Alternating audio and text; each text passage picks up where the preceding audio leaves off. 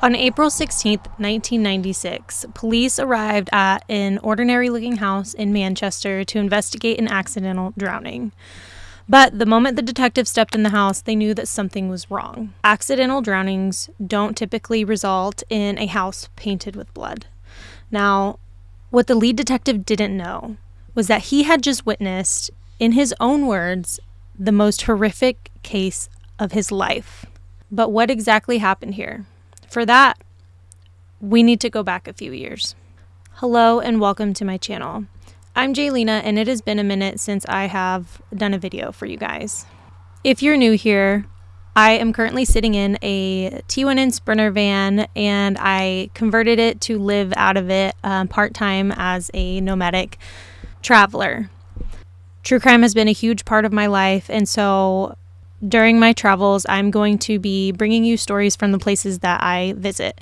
So this will be a little bit different from the structure of this channel previously, and I don't want to talk too much about it. I want to get into this case with you guys, but I just wanted to let you know that that's what the changes are for. So I revamped this channel a little bit, and I'm excited to dive back into it with you guys and be able to do this while I'm traveling on the road and bringing you stories from all the places that I visit.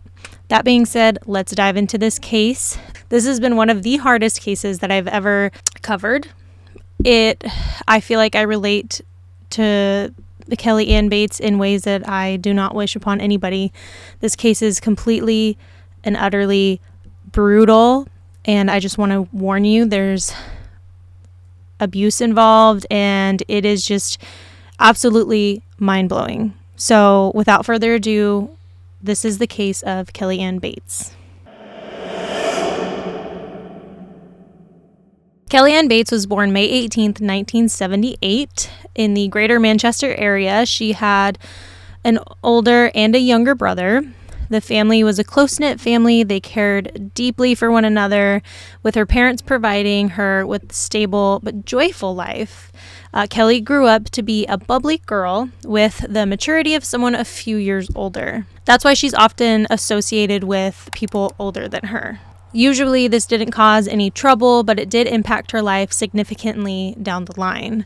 Her bubbly personality often meant that she was up for any challenge. Her ambitious nature meant she started looking for ways to make money, which led her to babysit for families. During one such time, she met James Patterson Smith. James was a friend of the parents who asked Kelly to babysit for them, and Kelly and James hit it off pretty quickly, but lo and behold, this would not be the best thing for her. So while she was trying to improve her life, earn some money, and just live her best life, she meets the one person who is going to destroy her life.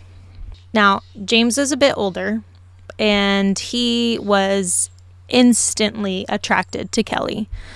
While there's no way of knowing his initial intentions, he did instantly start flirting with Kelly. He even offered to walk her home in their first meeting to win her trust. James was so attracted to Kelly that before parting ways, he convinced her to meet with him again. Their one-off meeting turned into a series of meets. According to people close to Kelly, James even turned up outside Kelly's school multiple times to walk her home. You might be thinking, didn't Kelly get an inkling of his ill motives? You do need to keep in mind that Kelly is young, a bubbly teenager receiving attention from a much older man who has a history of making girls fall for him and then abusing them. We'll talk more about that later. To innocent Kelly, his actions were charming. At that point, however, James had ulterior motives.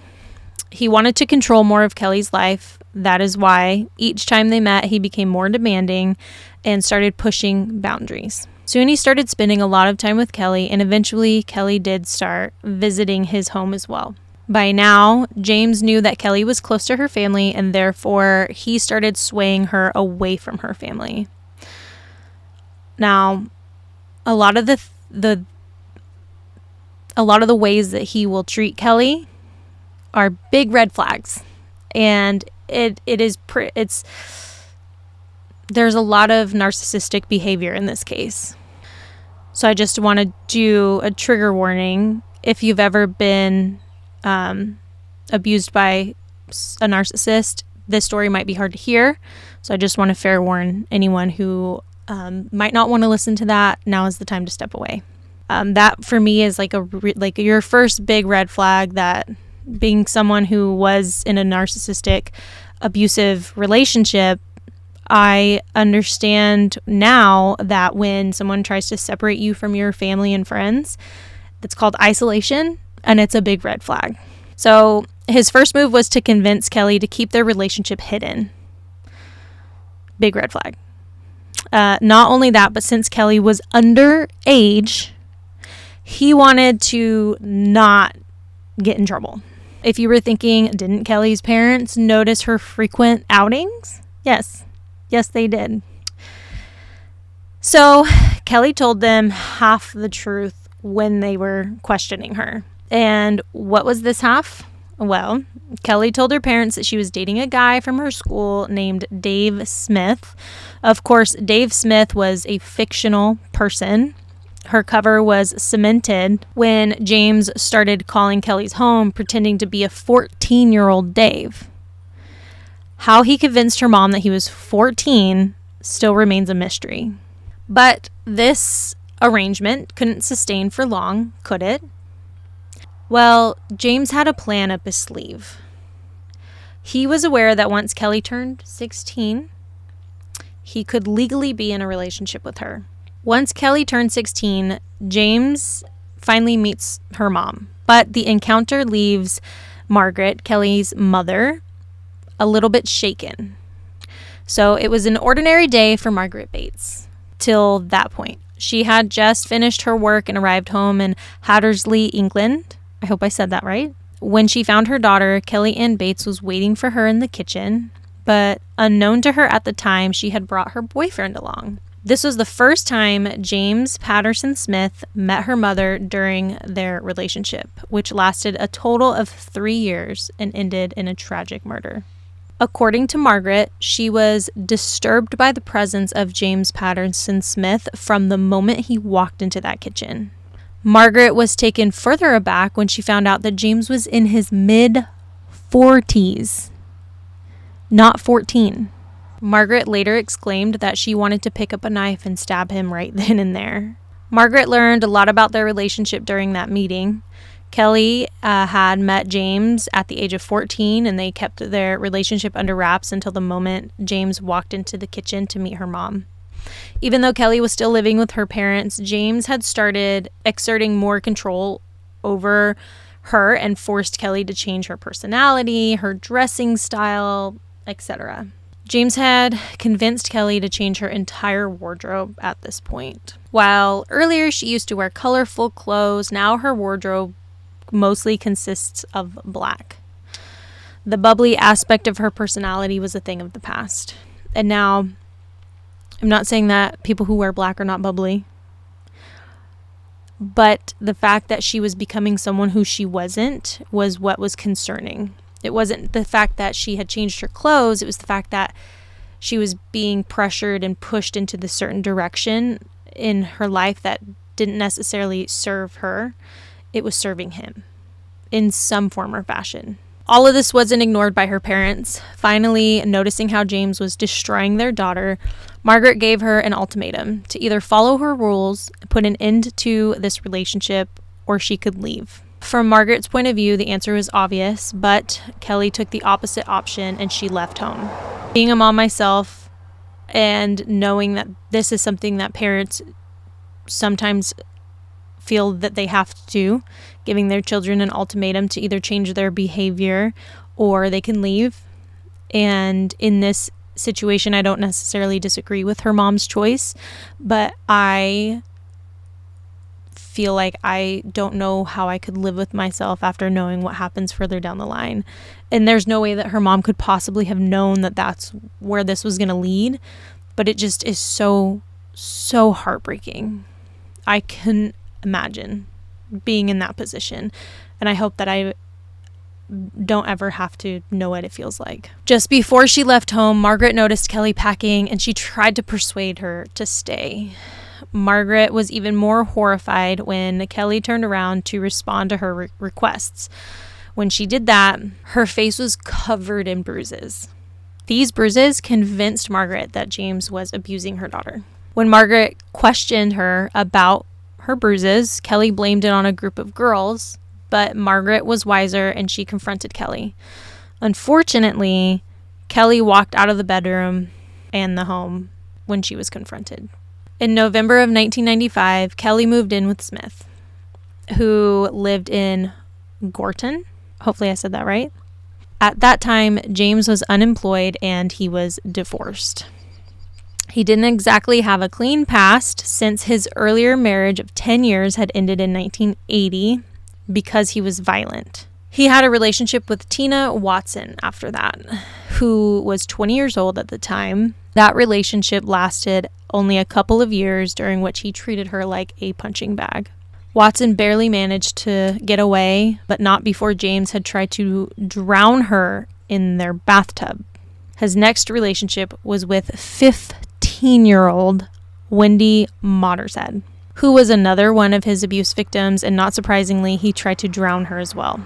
I'm sure we can all see the pattern here. Till this time, James had turned into a serial abuser and Kelly had just moved in with him. While her parents repeatedly tried to persuade her to come back home, they relented when Kelly promised that she would stay in touch regularly. However, the romance didn't last long as Kelly left James briefly because of arguments. The separation, though, was brief and Kelly was once again living with James by 1995. All of this didn't go unnoticed by her parents. Not only were they worried about her relationship with James, but the bruises on her body didn't put their tensions at ease either. Whenever Kelly met her parents, they noticed different sets of bruises all over her body. Kelly always explained them as a result of some type of accident.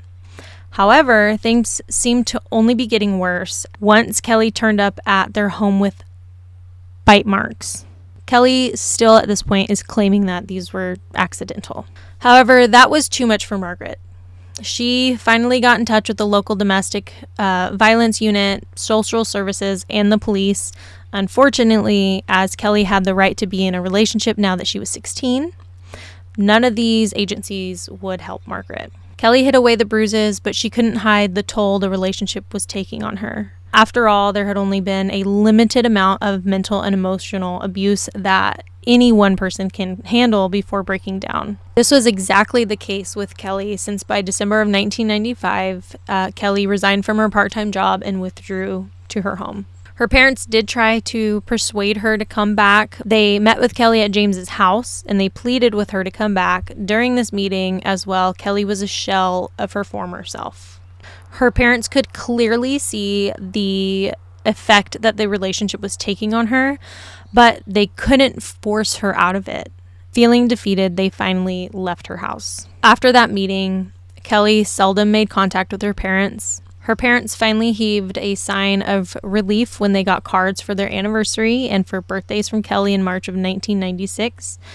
But later on, they realized that the cards were written by James.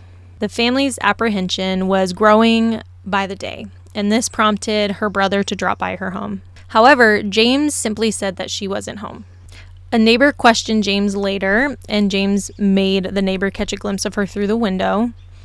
If you've been following the story till now, you will notice that the signs of emotional and physical abuse were clearly visible by now.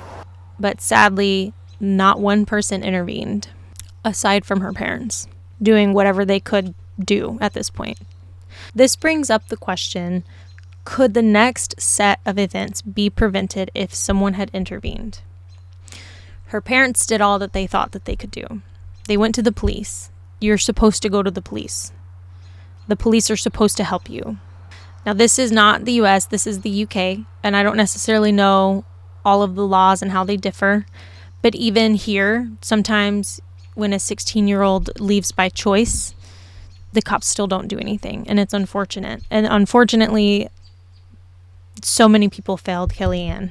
Finally, on April 16th, 1996, approximately 1 month after Kelly's parents received those cards, James reported to authorities that he had drowned his girlfriend accidentally because of an argument.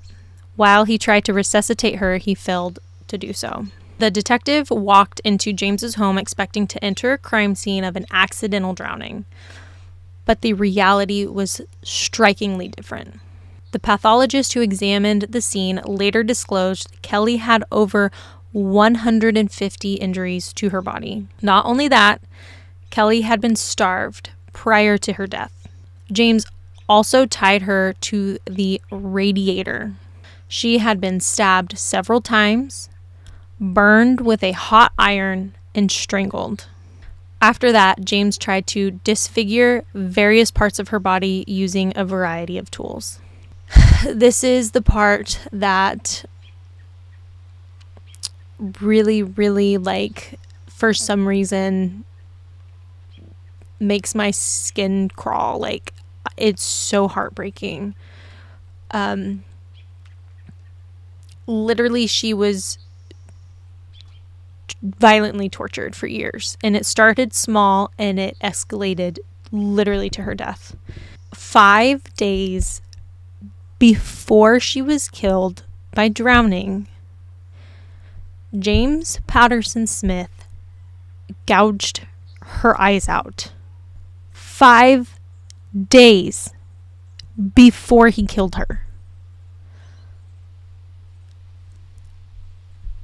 I am quite literally speechless, and it makes me emotional every time I get into this case.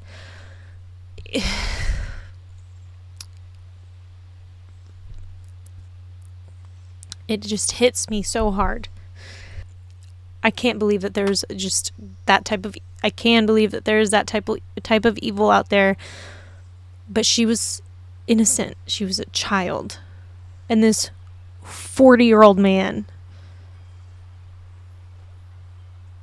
abused her and took her life. According to the pathologist, the injuries and the torture were inflicted over many days and wasn't a result of a one-time outburst. While the cause of death was indeed drowning, before that, Kelly was tortured. At the trial, the jury was presented with all of the evidence and the torture Kelly had undergone before her death. The prosecution also stated such torture would have led to a mental breakdown. Several of James's past victims came forward to establish a profile of a man who is sexist and abusive. Prosecution further highlighted the fact that James was a man who often used violence to control other people in his life. James's side of the story was entirely different. To start with, he pleaded not guilty. He argued that it was Kelly who used to taunt him, trying to wind him up so that he would kill her. Not only that, he went a step ahead, and he stated that some of her injuries were self-inflicted by Kelly herself, just to implicate him. The good news is the jury was not buying it. The jury deliberated for just an hour before returning with a guilty verdict. Truth be told, the evidence was overwhelming. The testimonies of past victims, the nature of the injuries exhibited intent, torture across weeks made it clear that James had indeed committed these grave crimes. On November 19th of 1997, he was given 20 years in jail and is still serving his sentence. In 2024, that is this very year, his parole was denied, so he is going to serve the entire sentence. While legally he did get the punishment he deserved, the whole incident changed the lives of Kelly's parents. Later on, Margaret Bates stated that while she did feel like murdering him when she first met him, she found that to be truly bizarre. She usually doesn't think in such violent ways, but I guess it was her sixth sense provoking the thought. Even the judge, while awarding him the sentence, stated that he was a highly dangerous person. His words were testament to the severity of the sentence when he stated, "I tend, so far as it is in my power, that you will abuse no more." Considering that James is still in prison, the sentence was true to the judge's words. The crime scene photos were so gruesome that even the jury was offered professional counseling to deal with the trauma of seeing the photos. That in itself tells you how horrific what he did to this young woman was. And I think it speaks volumes to the fact that every single one of those jury members went forward and they went ahead and accepted the professional counseling. Every single one of them. There are some cases that truly shake me to my core, and they never leave, and I think about them often. And Kellyanne Bates is one of those cases, unfortunately. Her life was taken, and she was far too young, by much less than a human. I think that we all might wonder, in cases like this, could anyone have truly helped her? And it's hard, because when you are being abused, especially when there's no physical abuse, no one's going to help you if it's psychological, if no one believes you, or if it's emotional. So to know that that's how it started and it only escalated, and this wasn't his first victim, it's truly horrifying to think about everything that not just Kelly, but all of the girls that he was with before her had to go through. Because we don't know what he did. We don't know exactly what he did to them, but we know exactly what he did to Kelly in the end. And it's because he killed her, because he escalated that, and he took it too far this time. He wound up taking Kelly's life, and with that, he will never take another life again. But far too often I see it happen, is this type of abuse goes unseen, untaken seriously, and unpunished until they escalate and until somebody dies or gets gravely injured. And it is heartbreaking, and it's so hard. And I don't know if that's why maybe Kelly's case has stuck with me over the years.